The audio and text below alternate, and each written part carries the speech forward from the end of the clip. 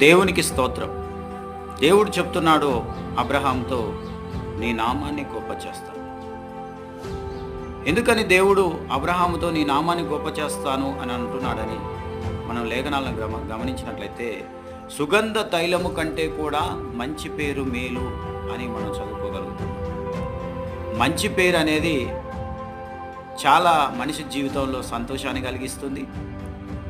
కష్టాలు అనుభవించినప్పటికి కూడా మంచి పేరు ఆ కష్ట సమయంలో కూడా మనకెంతో ఆత్మస్థైర్యాన్ని కలగచేస్తుంది. కాబట్టి మంచి పేరు చాలా ముఖ్యం మన జీవితంలో. అది సంపాదించడం చాలా కష్టమైన, చెడ్డ పేరు రావాలంటే తక్కువ టైం పడుతుంది, కానీ మంచి పేరు సంపాదించడం చాలా టైం పడుతుంది, చాలా కష్టమైన విషయం అయినప్పటికీ కూడా ఆ మంచి పేరు కలవారు చాలా ఆత్మతృప్తిగా జీవిస్తారు.